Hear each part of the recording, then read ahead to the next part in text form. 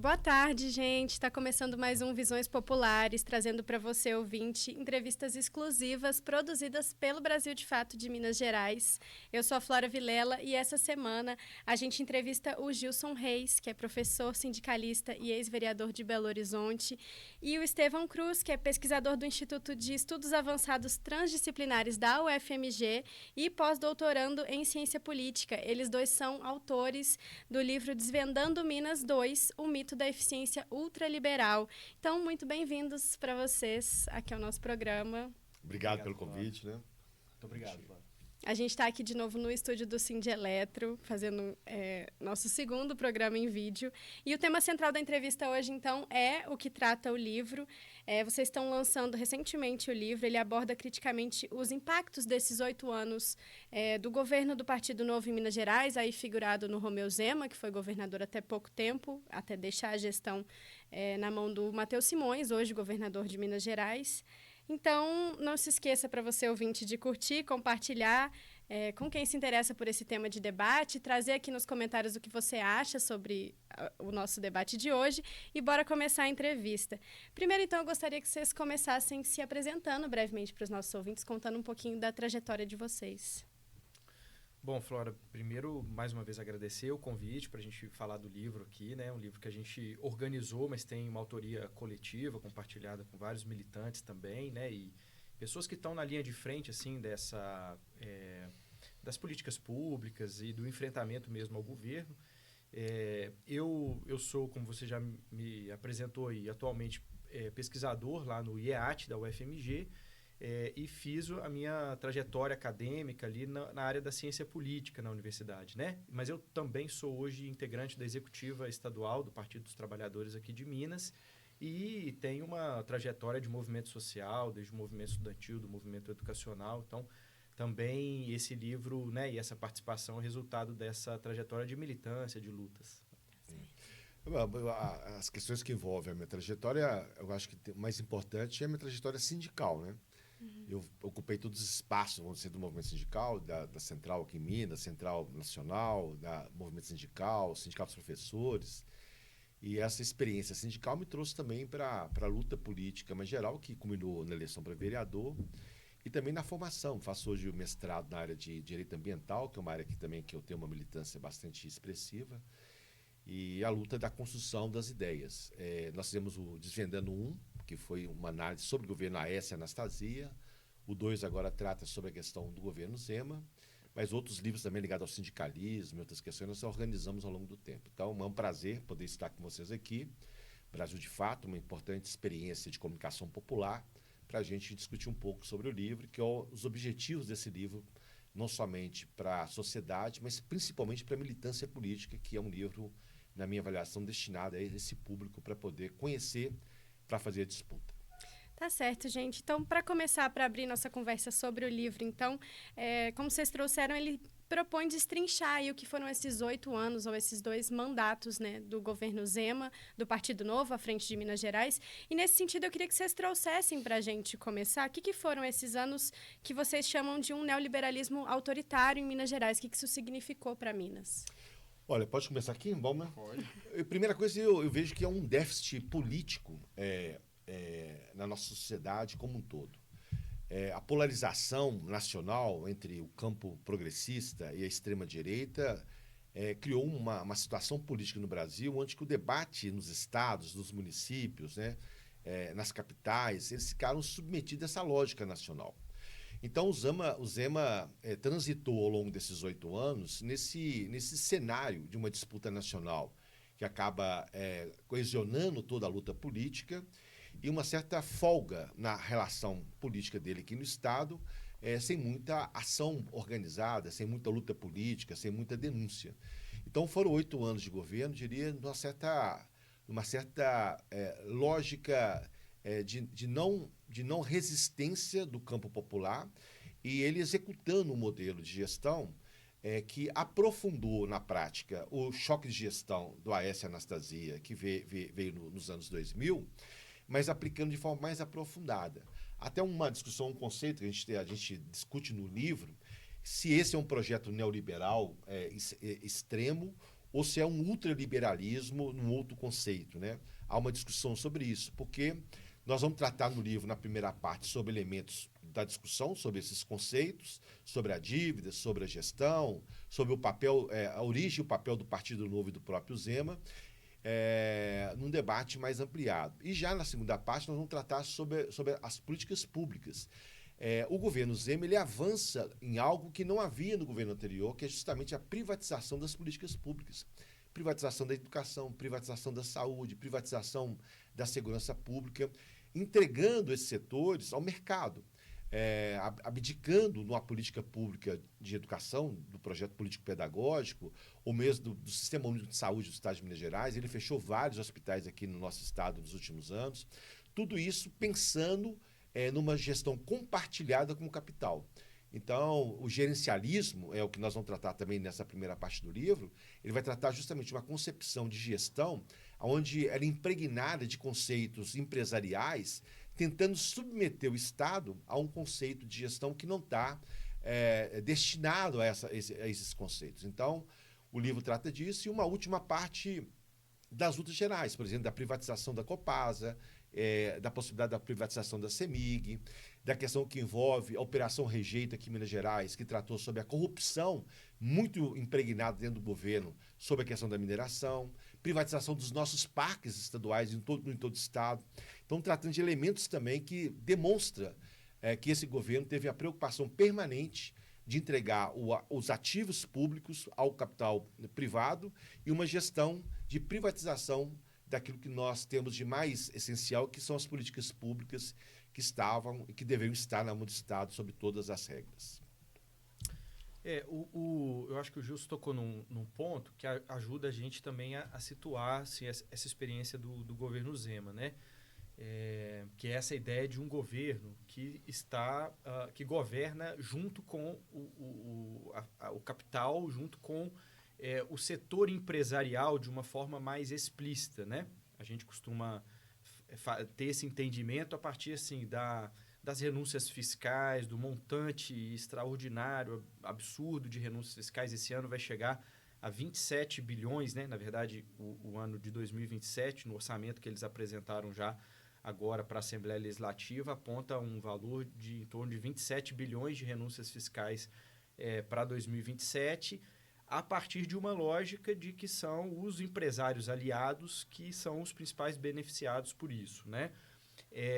Então, de fato, é uma experiência política que ela está mais explicitamente relacionada com esses interesses empresariais que passaram a predominar aqui. Não são novos, não se trata de descobrir a intervenção, a relação desse empresariado com o Estado em Minas Gerais. Isso é bastante antigo, mas esse é um governo, digamos, mais orgânico a isso, né? Agora, acho que antes da gente poder chegar a essa também ideia, né, e digamos que ela também é uma ideia que está em desenvolvimento, queria dizer assim, que a discussão do livro, o interessante talvez é que ao nós reunirmos um conjunto de artigos que tratam de uma forma panorâmica, mas várias áreas e também ainda não de forma completa, várias outras áreas também não couberam ainda nessa edição do livro, né? Mas, ao fazer isso, a gente tem a oportunidade de entender que os dilemas das várias áreas, eles são comuns a muitas outras. Nós ficamos, nesses últimos anos, principalmente a partir da nossa militância política, em diversas resistências, né?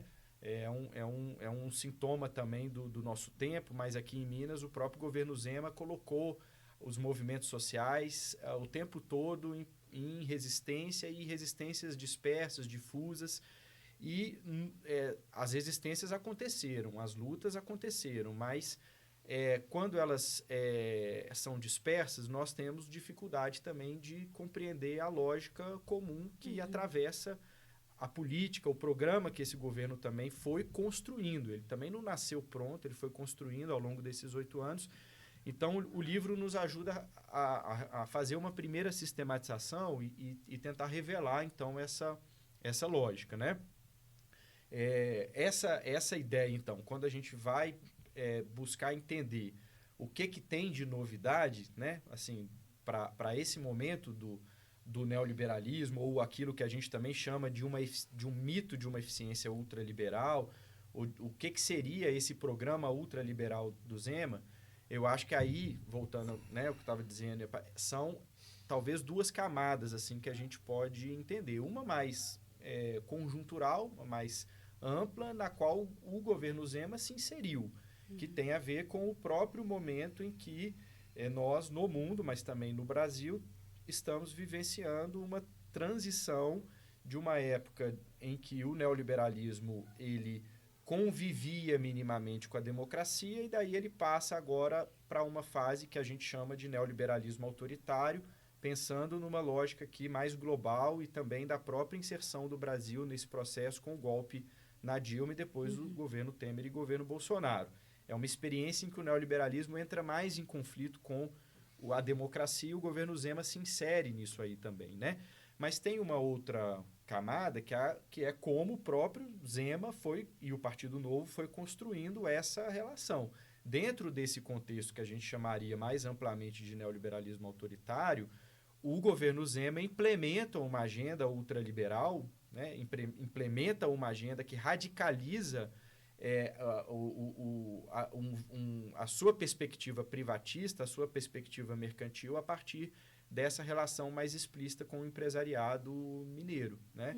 Então, assim, é um pouco do que nós estamos tateando para tentar entender essa experiência do Zema e do Partido Novo aqui. Então, não só entender isso como um processo comum a todas as áreas, mas como está também ligado num processo global, né? Eu acho que também vocês trouxeram um pouco na introdução, acho que Gilson comentou um pouco, o título é o mesmo de um livro anterior, que vocês já tinham organizado, que tinha como subtítulo Os Descaminhos do Projeto Neoliberal. E aí a ideia desse primeiro volume, então, era abordar a administração do PSDB, que estava ali muito na figura do hoje senador Aécio Neves, que ainda está aí na política, né, mas um pouco mais apagado. E aí queria que vocês trouxessem, acho que vocês já começaram comentando, mas trouxessem um pouco da análise do que vocês enxergam de continuidade, mas o que vocês enxergam também de ruptura, de diferença desses dois momentos analisados nos livros.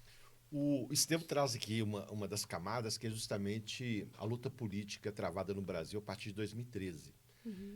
Se estabelece no Brasil a partir de uma crise global, nós vivemos uma crise global do capitalismo, uma luta política aqui no nosso país e no mundo todo, né, chamadas guerras híbridas e as relações que ocorreram nesse processo.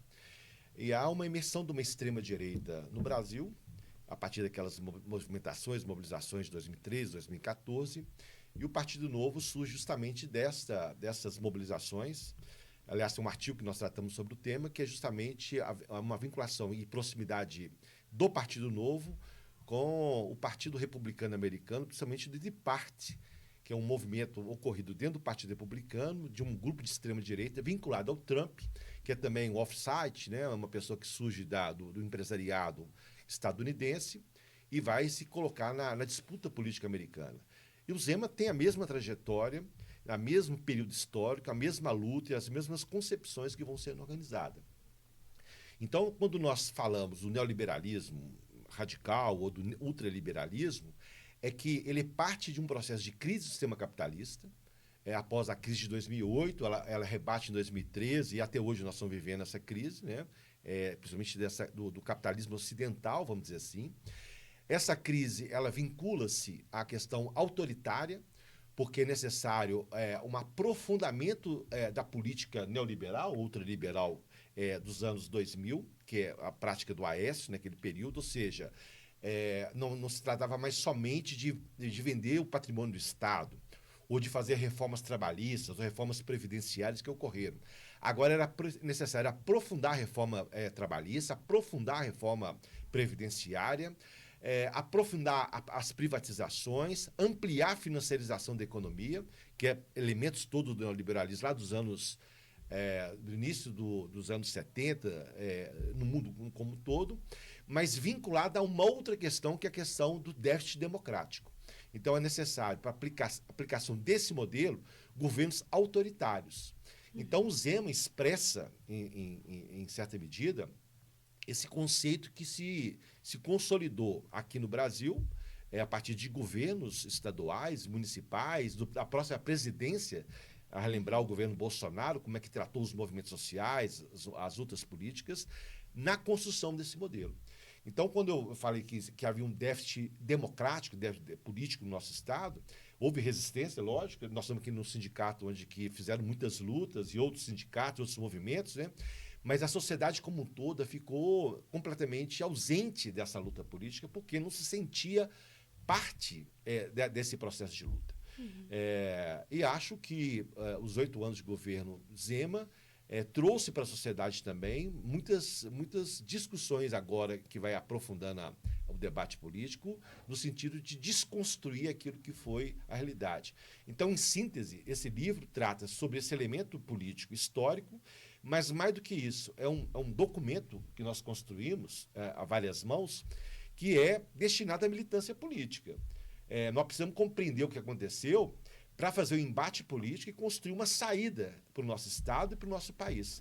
Esse é o grande desafio colocado para as eleições de 2026. Né? Então, me parece que o livro tem esse papel de desconstruir, desvendar, que nós colocamos, mas principalmente formar uma consciência coletiva capaz de buscar não só resistir, mas apresentar ideias novas para uma nova governança no nosso Estado.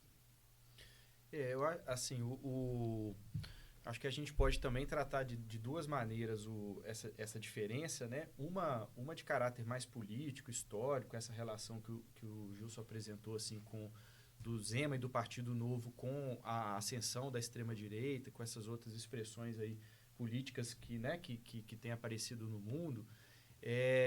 E na própria trajetória política também da direita brasileira e mineira, a gente pode também a gente pode enxergar também as relações, os vínculos, as afinidades que o governo Zema possui, que são diferentes, por exemplo, do PSDB, né, que protagonizou assim, o primeiro ciclo neoliberal em Minas, né, também diante de um processo de domínio do neoliberalismo ali no Brasil, né, que se estendeu por mais tempo depois do governo Fernando Henrique, né? Mas uma diferença fundamental, assim, o governo, o Zema e o Partido Novo, eles têm uma afinidade, a gente não pode dizer necessariamente que tem vínculos, assim, mas tem uma afinidade muito maior com uma tradição da direita mineira que é muito menos orgânica partidariamente, não se vinculou tanto ao PSD, ao DN, né, à tradição liberal conservadora mineira, mas participou de determinados movimentos políticos, inclusive no pré-64, no golpe, se articulando com movimentos como Novos Inconfidentes, como Instituto de Pesquisa Econômica e Social, aqui, que eram movimentos golpistas organizados por empresários.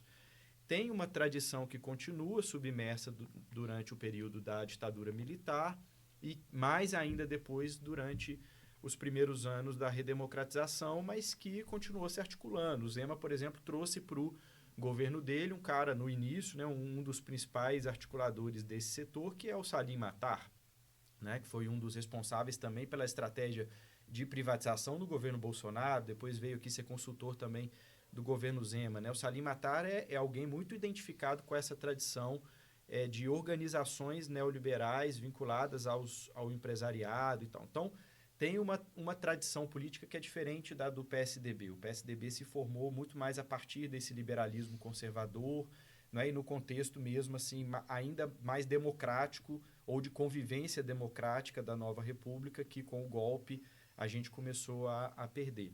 E tem uma outra diferença que aí de ordem, digamos, mais do próprio governo, da gestão, que assim, os governos tucanos, esse era o objeto também do livro do Desvendando Minas 1, né, era o choque de gestão, o déficit zero. Eles faziam, de certa forma, um esforço ali para poder... A gente também resistiu a esse esforço, porque ele significava sucateamento, arroxo, também significou privatizações, né? Mas era um esforço de enxugar a máquina pública e de absorver e, inclusive, rebatizar programas federais que aconteciam. Né? As políticas sociais ficavam a cargo da União e aqui arroz, sucateamento dentro dessa lógica do choque de gestão do déficit zero. O Zema sequer faz isso, por isso que a gente trata como um mito, né? Isso que ele chama, e tem um capítulo dedicado a isso também aqui, o que ele chama de eficiência, né? A eficiência desse ultraliberalismo que ele pratica é, na verdade, um mito, porque, de novo, o orçamento desse ano ele apresenta com um déficit, né, de 7 bi, é um conjunto de renúncias, a dívida aumentou exponencialmente, né? Ele não fez nenhum esforço de melhorar a capacidade estatal de Minas Gerais, a gestão das políticas públicas, a gestão fiscal, tendo, inclusive, o benefício de não pagar a dívida, né? Então, é um mito. Na verdade, o que o governo Zema fez, e isso está totalmente de acordo com o que a extrema-direita tem feito no Brasil, fez no Brasil e tem feito no mundo, que é destruir o Estado. É destruir as políticas públicas, é desmontar a capacidade do Estado executar as políticas públicas. Então, a eficiência é um mito, né? Porque ela não faz mais com menos, ela faz muito menos e ela destrói aquilo que, né, existia. Tá certo. Bom, e aí, assim, para além disso, vou citar aqui alguns eixos que vocês trazem no livro, a partir do que está no sumário, né? Assim, a partir desses artigos que foram uma contribuição de muitas pessoas, mas vocês estão tratando da dívida, da privatização da CEMIG, dos crimes da Vale, de sucateamentos na educação, na saúde, que o Brasil, de fato, também, enfim, todos esses temas a gente trata muito ao longo do tempo, né? Das deficiências na segurança pública, muitos outros. E aí, diante disso, queria, entendendo que são muitos temas também para se abordar nessa entrevista, queria que vocês trouxessem para a gente como que nessa gestão o Estado está caracterizado como um grande balcão de negócios, isso também é um termo que vocês usam, né? Mas, nesse sentido, por que dessa caracterização e onde estão os problemas, principalmente tangenciando aí essa relação que pode ser, no mínimo, considerada questionável, né? Com a iniciativa privada. Então, acho que vocês trouxeram um pouco isso também na introdução de vocês, mas, então, da onde que tudo isso se liga também a essa relação questionável com o setor privado? Olha, uma primeira questão que eu acho que o Estevão ele passa a discutir aqui é sobre a questão da dívida pública de Minas Gerais, né, Estevão? Eu tenho visto a propaganda nos últimos dias do governo dizendo o seguinte: olha, Minas a campanha do Matheus Simões, Minas melhorou porque nós resolvemos o problema da dívida e agora tem mais dinheiro para poder fazer cirurgia letiva, tem mais dinheiro para poder formar curso médio de formação profissional, porque é uma mentira deslavada. O aumento da dívida foi exponencial, como aqui foi dito, 100 bilhões de reais, né? Ou seja, além dele não cumprir com aquilo que ele se diz ter prometido cumprir, que é reduzir a dívida, estabelecer a dívida, ele coloca a dívida pública de Minas Gerais, que ele cresce, ele aumenta ela de forma exponencial, como nós dissemos, e coloca os ativos públicos, privatizar a CEMIG, privatizar a Copasa, a Codemig, entregar o patrimônio público mineiro para o setor privado. Então, o aumento da dívida é, na verdade, uma política do Estado para colocar o Estado em condições de insolvência, como nós estamos vendo em Minas Gerais, e apresentar como solução a entrega do patrimônio do nosso povo. Uhum. Então, essa foi a lógica. A eficiência dele pode ser uma eficiência reversa, vamos dizer assim. Eficiência para quem? Não foi para a população, não foi para as pessoas que precisam da saúde, da educação do Estado, né? Foram para aqueles setores, os setores empresariais. Então, eu queria, a primeira coisa, tratar desse assunto. Acho que é importante a questão da dívida. É um artigo bastante extenso, que nós vamos demonstrar como é que evoluiu essa dívida. Aliás, por uma luta do próprio Fernando Pimentel, que faz uma discussão sobre a dívida, incapacidade de pagar a dívida, entra com uma ação no Supremo, somente depois que ele sai do governo que o Supremo dá liminar para criar as condições para não se pagar a dívida no governo Zema. Naquele acordo da crise e do golpe de Estado contra a Dilma, que o Romero Jucá dizia, com o Supremo e com tudo. E o Aécio à frente do golpe de Estado, então, acabou conduzindo a decisão do Supremo para viabilizar esse modelo, esse projeto. E uma segunda questão que nós temos que deixar muito claro, que esse governo é eficiente para o capital. E para o capital muito próximo, dos amigos próximos. E alguns setores. Eu destacaria 2. A mineração, nós temos um artigo que vai tratar sobre a corrupção na mineração, que foi uma política permanente desse governo, né, vinculada aí à FIENG, essas estruturas aí do Estado, e a questão do agronegócio, né, que também é outro setor que ele não é responsável, porque o governo federal é que investe maior parte dos recursos no Plano Safra, e no próprio financiamento do Banco do Brasil, mas ele se aproximou muito desse setor, no sentido também de liberar geral. Nós temos dados sobre, artigo também que trata sobre o agrotóxico na lavoura em Minas Gerais, como expandiu de forma extraordinária, levando, inclusive, uma crise ambiental, onde nós temos estudos feitos agora recentemente que apontam que nós temos grande parte dos nossos rios hoje já contaminados com produtos agrotóxicos. Então, a política, de um lado, da ampliação da dívida, para poder tensionar o Estado para entregar o seu patrimônio ao setor privado, e elementos de destaque na ação com relação ao setor empresarial, do setor metalúrgico e do setor do agronegócio, né? Para além disso, da política de renúncia fiscal, que inclusive está sobre sigilo nos próximos 100 anos, onde nós sabemos sequer quem são os amigos do rei Zema, que foram beneficiados por essa política que a sociedade sequer sabe como foi feita e de qual forma foi. Sabemos aí dessa empresa que aluga carro, a Localiza, dos bilhões que foram destinados. O resto a gente não sabe, mas é preciso que a gente tenha transparência, inclusive, nessa informação. Uhum. Eu mencionei o caso do Salim Matar, né? O Gilson está dizendo aqui da Localiza.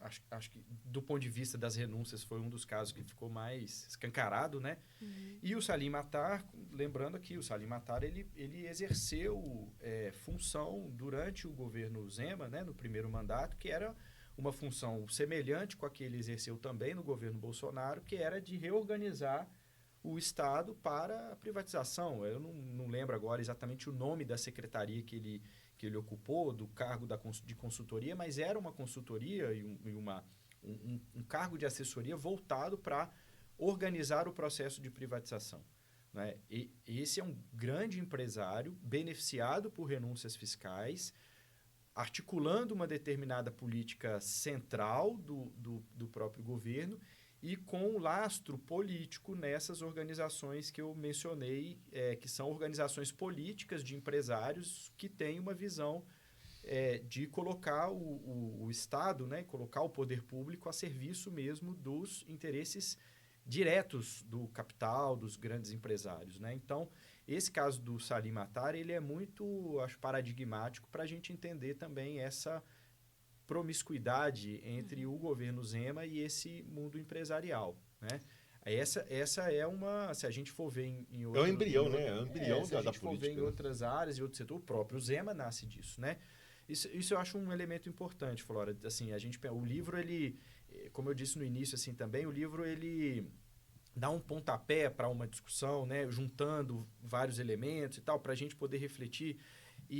Assim, o Zema, ele não assume o governo tendo já uma forma definida, né? O Partido Novo recém-fundado, com um programa, mas o governo vai se construindo, né? Vai formando um programa ao longo desses 8 anos, vai definindo certas estratégias, mas o que permanece? Permanece essa essência empresarial. É um governo empresarial, a serviço mas do grande capital, não é do pequeno empresário que está sofrendo também com esse governo, do grande capital que está no agronegócio, que está na mineração, na indústria de serviços, etc., e que se beneficia, então, de ter tomado posse do Palácio Tiradentes. Tá certo. E aí acho que vale para os nossos ouvintes também, sobre vários desses assuntos que vocês estão tratando. A gente também já tratou aqui no Visões Populares. Acho que, principalmente a dívida pública, no ano passado foi um grande debate nosso, falar sobre o Propag, por que era interessante e da onde veio, porque é um assunto muito difícil, de difícil acesso, né, para o público comum, como que se chega numa dívida desse tamanho. Mas, assim, não só isso, a privatização da Copasa, a tentativa de privatização da CEMIG, os crimes da Vale são temas de muita recorrência também. Acho que vale para o nosso ouvinte que quiser se aprofundar, não só Visões Populares, mas o Enfim Sexta, que é o nosso outro podcast de sexta-feira. E aí, enfim, trazendo um pouco para o debate de comunicação, que é um debate mais próximo da gente, do Brasil de Fato, em um dos capítulos, vocês debatem, né, vocês trazem a disputa em torno da comunicação pública em Minas Gerais, que é uma disputa que também é muito grande aí com o governo Zema, né? A partir principalmente do sucateamento de diversas emissoras públicas que eram consolidadas aqui em Minas, enfim, que são históricas, todo mundo conhece, mas que têm passado por períodos muito muito difíceis. Eu sei que esse não é a área de especialidade de vocês, o artigo, inclusive, é de uma outra colaboradora no livro, mas queria que vocês comentassem um pouco, pensando em hoje, pensando no que vocês já traziam no primeiro livro também, nessa disputa midiática em torno do que é isso. Assim. Então, o que de blindagem acontece para que esse cenário geral que está sendo trazido no livro não apareça tão escancarado, seja na mídia tradicional, hegemônica aqui no Estado, mas em geral para o público, né? Então, queria que vocês trouxessem um pouco disso. Assim. Olha, no primeiro ano de governo do Zema, ele tentava privatizar a Rádio Inconfidência e reduzir a TV Minas a nada. Não sei se você lembra desse processo, foi um processo de disputa política, até nós fizemos movimentações nesse sentido para evitar a entrega da Inconfidência, que é uma rádio histórica, né, aqui no Estado. Em determinado momento ele rompe com essa visão dele e toma uma outra decisão, que é a marca do governo Zema, da falta de democracia e da postura autoritária na relação na sociedade, com os movimentos sociais, com os vários setores que compõem o nosso espectro político de Minas. E ele vai conduzir a construção tanto da TV Minas, da TV Minas, como da Rádio Confidência, como parte do projeto político do Estado. Então, inclusive, o artigo que trata desse tema vai demonstrar que, em muitos momentos, os jornalistas, a estrutura da TV Minas, da própria Rádio Confidência, estava a serviço do governo e não do Estado. E não daquilo que foi a visão da própria TV Minas de constituir uma TV pública capaz de comunicar com a sociedade os elementos centrais da própria sociedade, e não do governo. Uhum. Então, ele rompeu com esses princípios, né, construiu uma empresa de comunicação dentro da TV Minas que serve aos interesses do Estado e denunciado. O artigo vai tratar isso de forma muito plena. Um outro elemento que eu acho que é importante, que não está no artigo, mas é um elemento importante, havia uma crítica, eu era vereador com o Matheus Simões na Câmara Municipal, e ele questionava muito o Calil, que fazia muita propaganda na Rádio Itatiaia, e nos instrumentos de comunicação oficial aqui do Estado, dessa indústria de comunicação privada, e ele criticava muito. Eu desconheço, talvez, o número de publicidade e o volume de recursos destinado a esse governo para propaganda oficial.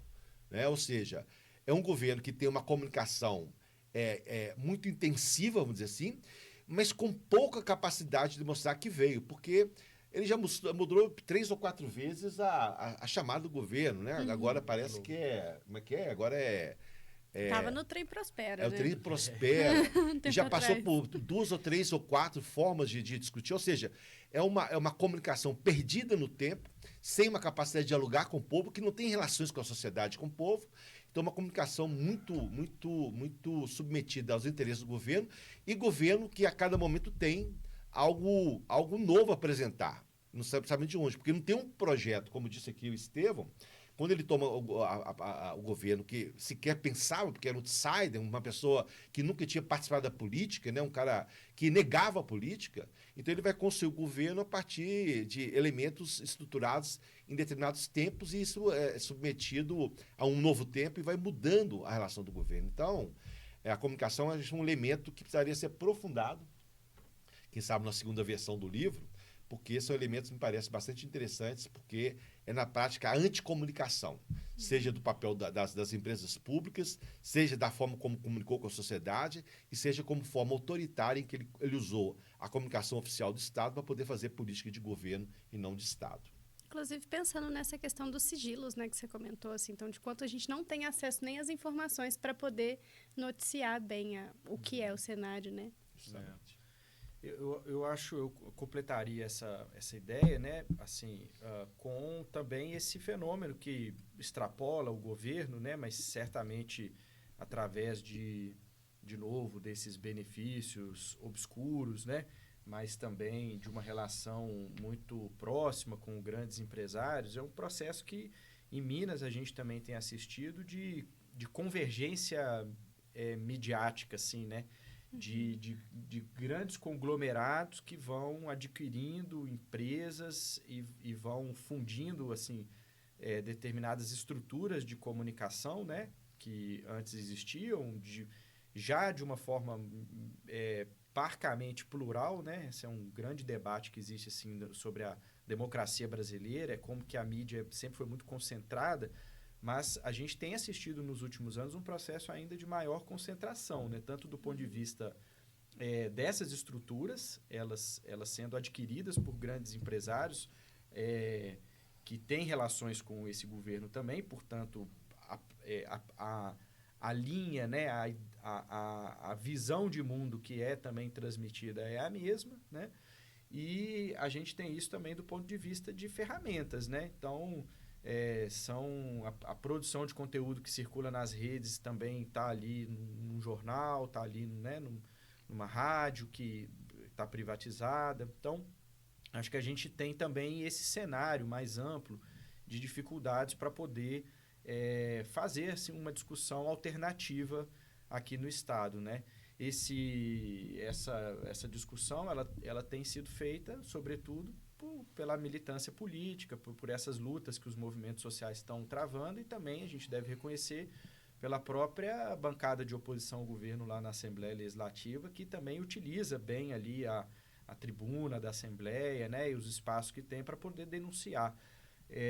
Mas sem uma potência assim, né, unificadora da nossa luta, e tanto do ponto de vista da estrutura, e para isso o Brasil de Fato e outros veículos de comunicação que a gente dispõe contribuem, né, mas sem uma visão programática mais comum que articule isso, a nossa batalha também de comunicação ela vai ficando mais difícil, né? Porque não é só a técnica, né? Não é só o instrumento, é a política também, né?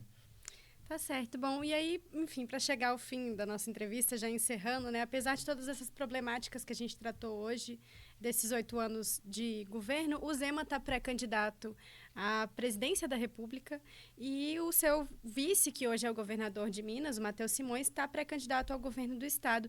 Queria que vocês trouxessem para a gente como que vocês avaliam essas candidaturas, como que elas figuram num cenário mais amplo da política em curso hoje também, do que a gente tem de expectativa para as eleições desse ano, que tem tudo para ser eleições muito importantes, não só para o Brasil, mas, enfim, mundialmente também. A disputa nacional, me parece que ela vai caminhando, já sendo, vamos dizer assim, constituída, entre dois polos. O polo vinculado ao Lula, um projeto democrático, popular, e com projetos desenvolvimentistas, debate sobre o papel do Estado, soberania, democracia.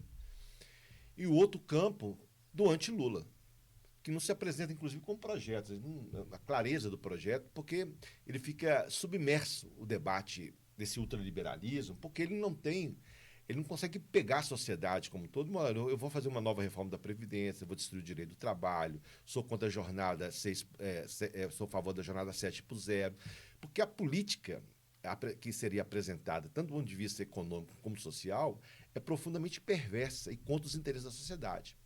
Então, se estabeleceu uma luta política no Brasil do Lula e do anti-Lula. E ela se consolida nisso. Isso é a expressão da verdade que quando o Flávio Bolsonaro, o Flávio Rachadinha, o Flávio Taxa Flávio. Taxa Flávio, ou Bolsomar, sei lá, esse sujeito que está aí, corrupto, né? Ele se apresenta em decadência. Quando vai examinar a eleição de segundo turno, tanto o Zema como o Caiado, ele chega na condição de disputar com o próprio Lula. Então, nós temos uma situação política no Brasil em que os setores anti-Lula não apresentam o programa. Nós sabemos que é um programa muito próximo dos 3 candidatos que disputam, mas não se apresentam porque isso, invariavelmente, não traz voto. Ou traria muitas dificuldades de consolidar o voto nesse setor. Então, é uma eleição muito difícil, né, está colocada nesse ambiente, ela se traz de forma despolitizada, e por isso a importância desse livro, porque o que nós estamos trazendo com esse livro, principalmente para a nossa militância, é que nós temos que politizar a campanha, não dá para ser meramente uma disputa eleitoral, porque eles estão caminhando para a disputa eleitoral entre o Lula e o anti-Lula, e nós queremos discutir projeto político para o país. E a mesma coisa me parece que se coloca em Minas Gerais.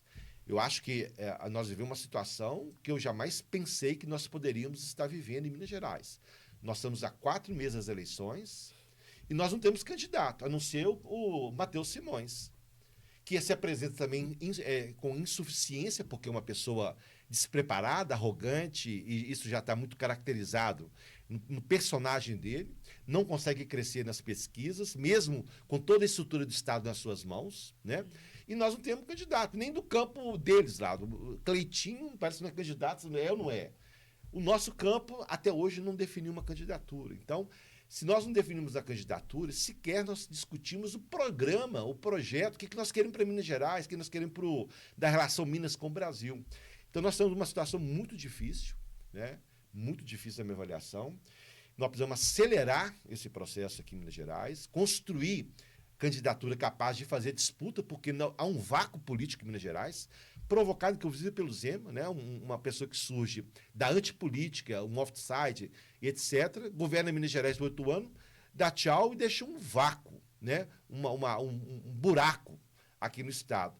E há necessidade de ocupar esse espaço. Então, muito preocupado com a situação, nessa perspectiva, e acho que a gente precisa acelerar. Por isso que o livro também, e nós temos uma previsão, nós já estamos aqui na fase, já concluo a minha fala aqui, com a previsão de lançar o livro em várias partes do Estado, fazer o debate político, trazer a militância, trazer os movimentos sociais, o movimento sindical, e esses setores consumir esse livro. Aliás, consumir as informações desse livro, como objetivo também de fazer a disputa. Então, a situação não está fácil, e espero que a gente possa, nos próximos dias, reverter essa posição e realmente começar a construir algo consistente para a política do Estado de Minas Gerais. Flora, a gente tem uma visão bastante também explícita, né? Uma posição política aqui no livro, né? Então, assim, o livro ele tem que nos ajudar também nessa intervenção eleitoral, né? Para que a gente possa desmoralizar, primeiro revelar, né, uma série de elementos do que está sendo feito aqui em Minas e que muitas vezes aqui a gente conhece pouco de forma sistematizada, mas fora de Minas menos ainda, né, e o Zema como candidato. Então, que sirva também como instrumento para revelar e para desmoralizar ainda mais o que é essa figura, né? Uma figura incapaz de liderar um projeto nacional, né? Não foi capaz de organizar isso aqui no Estado, incapaz de organizar isso do ponto de vista nacional. Acho que concordo bastante com esse cenário que o Gilson descreveu, mas acho que é preciso também dizer que o Zema, ao contrário dos outros pré-candidatos da direita, né? Que até pouco tempo atrás, estavam se colocando. Agora restou o Caiado. Ele era o único dos que não ganhavam no seu próprio estado, né? Não pontuavam bem e em primeiro lugar nas pesquisas no seu próprio estado. O Caiado pontuava, o Ratinho Júnior pontuava, o Eduardo Leite pontuava. O Zema era o único que ficava bem atrás, inclusive, né? Terceiro ou quarto. Também. Tarcísio também, né? Em São Paulo. Então, o Zema, ele é uma figura incapaz de liderar qualquer projeto assim. Mas é esse cenário que o Gilson descreveu. Então, é preciso também que a gente revele quem é essa figura e que governo ele fez aqui, né? E a mesma coisa do ponto de vista da disputa que nós vamos ter no Estado. Nós precisamos, na linha do que o Gilson disse, de politizar o debate, nós precisamos falar mais da nossa alternativa. E a gente não compreende que é possível falar mais da alternativa se a gente não fizer também um bom diagnóstico do que eles estão fazendo, qual é o tipo de destruição, de desmonte que está ocorrendo hoje no Estado, né? O campo democrático, o campo das esquerdas, o campo progressista aqui precisa compor uma frente política capaz de se apresentar como uma alternativa real, viável, no Estado, para que a gente impeça a continuidade desse ciclo político que eles estão levando adiante. Eu tenho convicção hoje de que, se nesses primeiros 8 anos eles tiveram vários momentos de eventualmente até de incertezas, de indefinições de qual era o rumo, a estratégia, eles estão chegando, afinal de contas, em 8 anos no controle da máquina, né? Agora acelerando determinados processos como esse que estão fazendo de privatização da Copasa, de entrega, que revela de novo, mais uma vez, desses traços marcantes aí do tipo de desmonte, né? Porque não é só privatizar, entrega a preço de banana mesmo para aliados, né? Diminui valor de leilão, né? Não tem nenhum tipo de concorrência, inclusive, né? Eles estão acelerando determinados movimentos pensando na permanência deles por um ciclo que pode ser de 4 ou 8 anos, de novo, se eles continuarem, né? Então, nós precisamos também evitar que isso ocorra, construindo uma alternativa política viável e com um bom diagnóstico, né, do que está acontecendo e de que reconstrução também é necessária fazer. Perfeito, gente. Então, dito isso, nossa conversa fica por aqui. Queria agradecer muito a participação de vocês hoje no Visões Populares, agradecer também a cessão do espaço pelo Sindeletro.